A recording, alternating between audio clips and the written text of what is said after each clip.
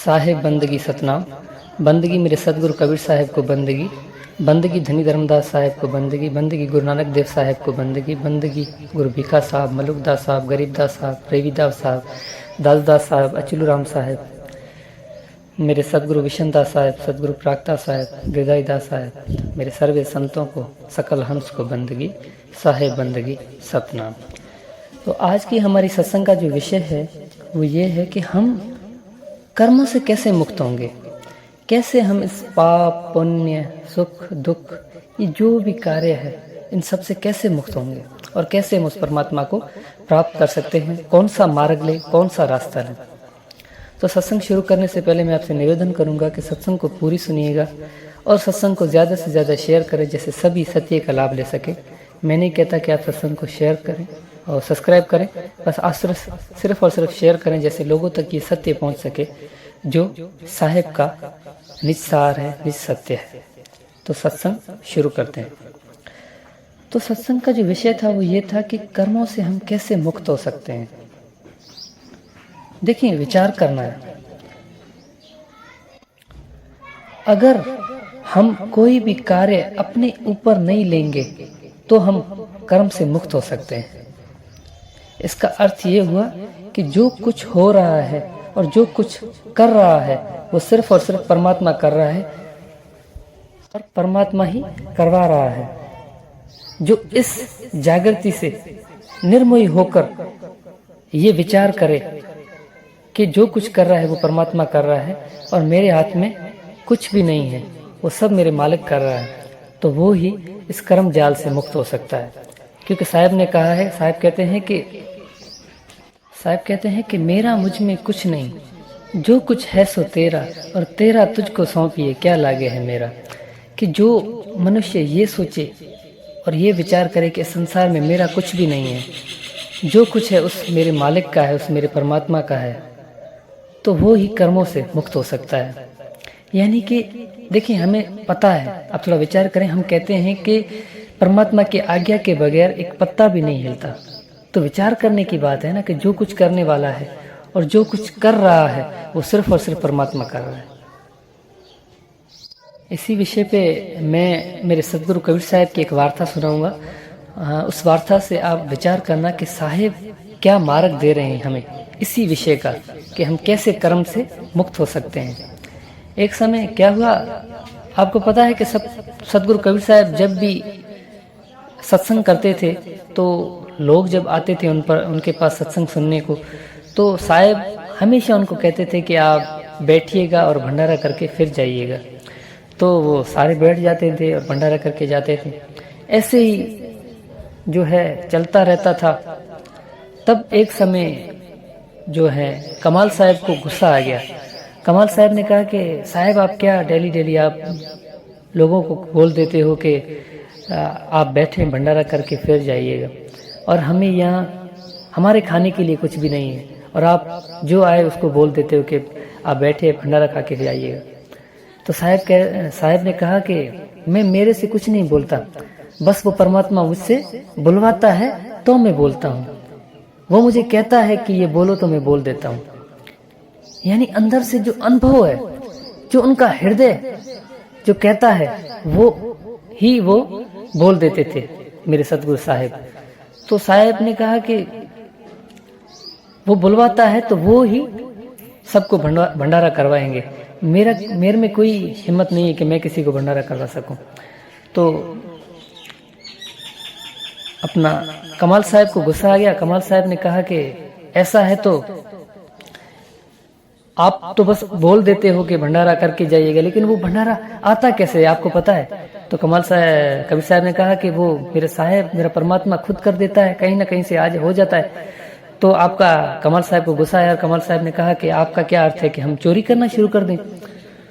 तो सदगुरु कबीर साहब ने कहा कि ये विषय आपके दिमाग में पहले क्यों नहीं आया, पहले आपने क्यों नहीं सोचा, तो हम इतने परेशान नहीं होते, इतनी हम बातचीत ही नहीं करते। तो कमल साहब ने सोचा कि साहब को बात समझ में नहीं आई, तो उसने दूसरी बार भी बोला कि क्या हम चोरी करना शुरू कर दें?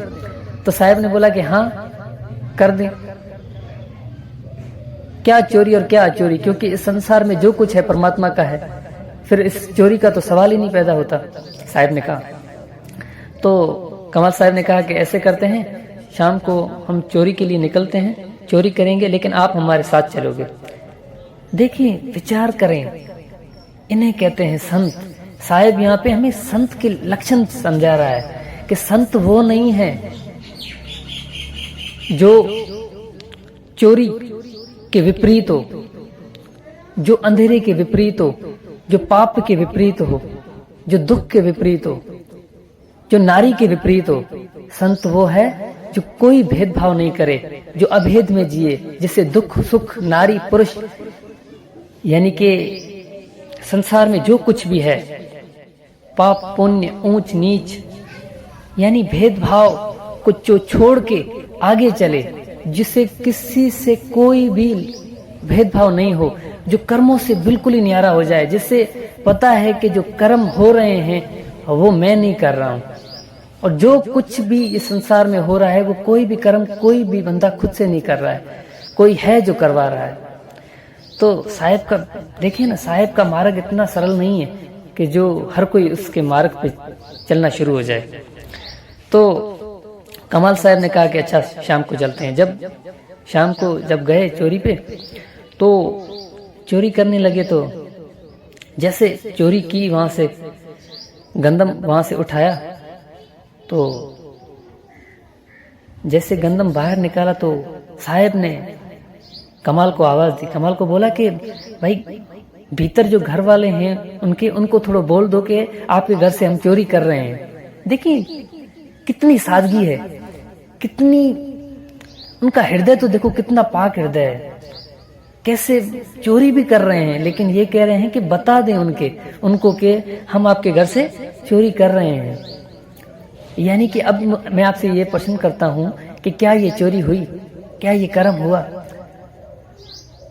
यानी कि शायद हमें ये बात समझाना चाह रहे हैं कि इस संसार में कर्म आप ऐसे करें जैसे ऐसे फील हो कि आप इस संसार में कोई कर्म नहीं कर रहे हो, वो कराने वाला मालिक है, वो करवा रहा है और आप कर रहे हो।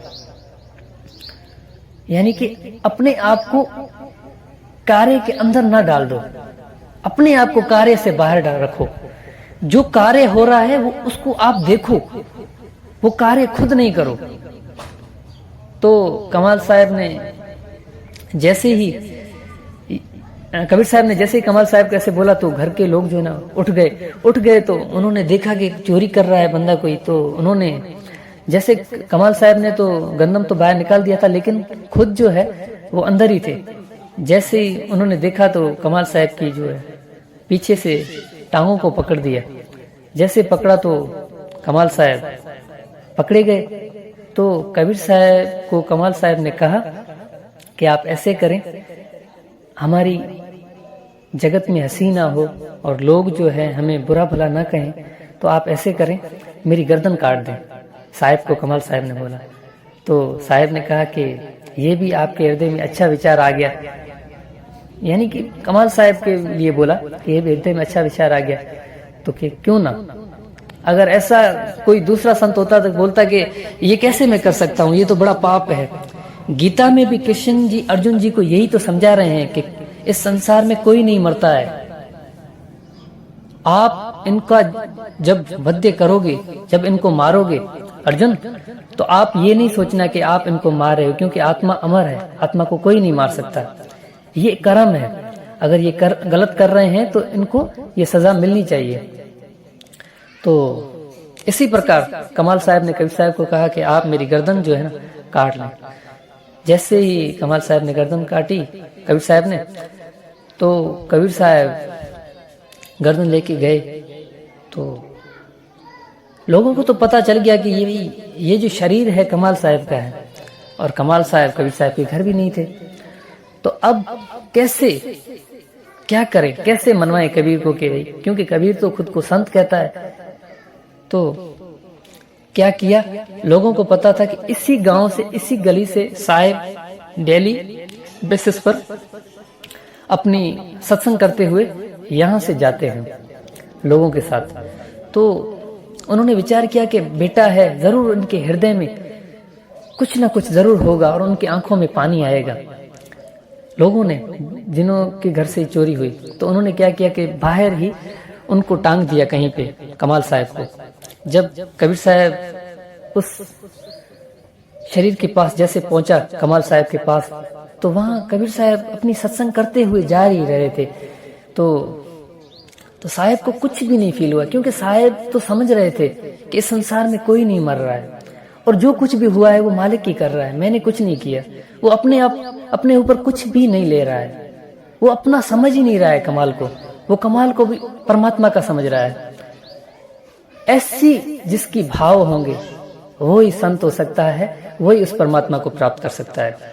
तो जैसे वहां से साहब गुजरे तो कमाल साहब ने ताली बजाई और कहा कि वाह साहब वाह, ऐसा सिर्फ आप ही कर सकते हो, क्योंकि आप ही पूर्ण संत हो, आप ही पूर्ण परमात्मा हो, आप ही साहब हो। तो देखिए, विचार करें, ऐसे कोई भी नहीं हो सकता। हम इस संसार में, लोग यहाँ पे भेदभाव करते हैं, लोग कहते हैं भाई मेरा बच्चा है। मैंने देखा है, मैंने बहुत से लोगों को देखा है जो बहुत भेदभाव करते हैं, अपने बच्चों से तो बहुत प्यार करते हैं और दूसरों को, बच्चों को वो कुछ भी नहीं समझते, सिर्फ उनकी चीजों से मोहब्बत करते हैं, उनसे मोहब्बत नहीं करते। तो आप जब तक संत नहीं हो, जब तक उस परमात्मा को नहीं प्राप्त कर सकते, जब तक आप अकर्मी नहीं होते, जब तक आप कर्मों से मुक्त नहीं होते, तो कर्म से मुक्त आप इसी मार्ग से हो सकते हो जो साहब ने हमें बताया है कि अभेद में जिए। आपको किसी से कोई भी फर्क नहीं पड़ना चाहिए, किसी से कोई भी फर्क नहीं पड़ना चाहिए। यानी कि आप किसी को भी ये नहीं समझो कि ये पुरुष है नारी, यानी कि भेदभाव से बिल्कुल ही आप आगे चले जाओ। और जब भेदभाव से आप आगे चले जाओगे तभी आप उस परमात्मा को जान पाओगे, तभी आप उस परमात्मा को समझ पाओगे और तभी आप उस परमात्मा को अनुभव कर सकते हो। तो आज के लिए बस इतना ही। साहे बंदगी सतनाम।